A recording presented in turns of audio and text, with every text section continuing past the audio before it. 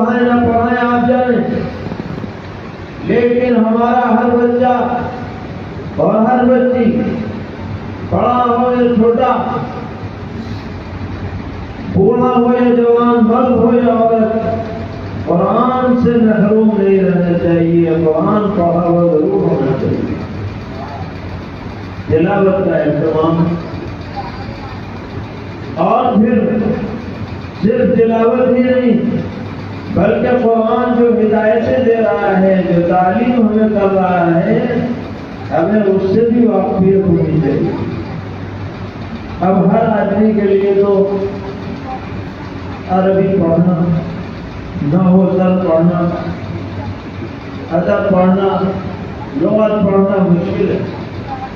مدرسے میں 8 سال 9 سال پڑھنا پڑتا ہے، سب کے لیے مشکل ہے۔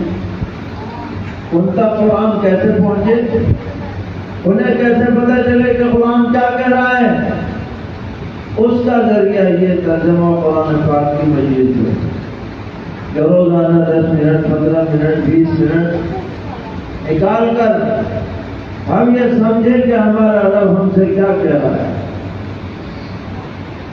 دنیا کا تجربہ ہے تو قرآن کے سمجھنے سے ایمان لوہا لاٹ ہو جاتا ہے۔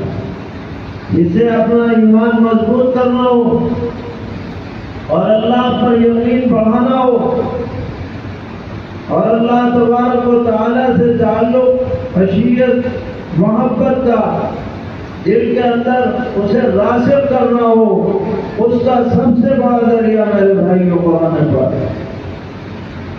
قرآن خود کہتا ہے انما المؤمنون الذين اذا ذكر الله وجلت قلوبهم واذا تليت عليهم آياته زادتهم ایمانا۔ ایمان والے لوگ وہ ہیں جن کا حال یہ ہے کہ اگر اللہ کا نام ان کے سامنے آ جاتا ہے تو ان کے دل کانپ اٹھتے ہیں، اور جب قرآن آیتیں ان کے سامنے پڑھی جاتی ہیں تو ان کے ایمان میں اضافہ ہو جاتا ہے۔ مثال کے طور پر اللہ تبارک و تعالیٰ فرما رہے ہیں یا ایھا الناس ضرب مثل فاستمعوا له۔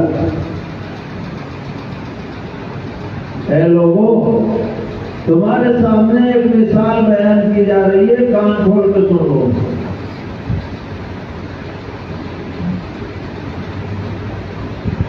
کیا مثال ہے؟ ان الذين تدعون من دون الله لن يخلقوا ذبابا ولو اجتمعوا له۔ غور سے سنیے گا، اللہ تعالیٰ فرما رہے ہیں ہمارا چیلنج ہے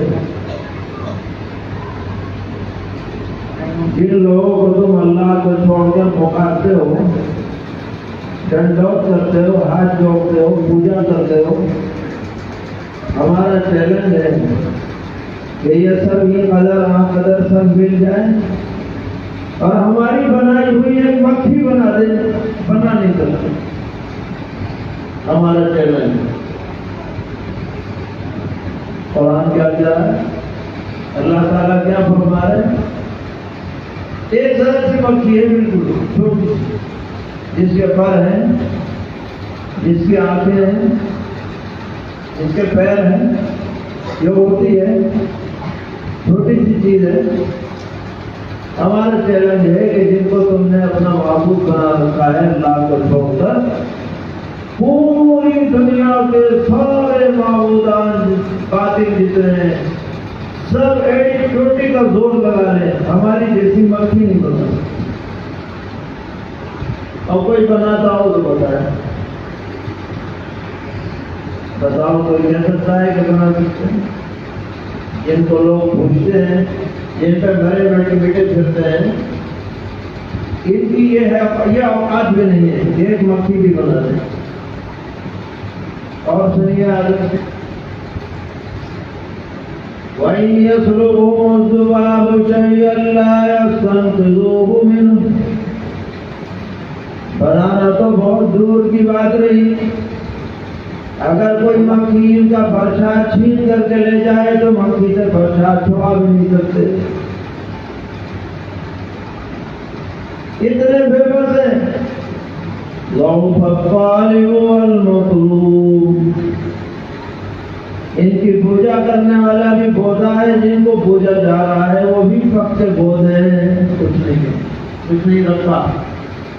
بتائیے یہ آواز سن کر کے، یہ آیتیں سن کر کے اور یہ کلمات سن کر کے ہمارے ایمان میں اضافہ ہوا یا نہیں ہوا؟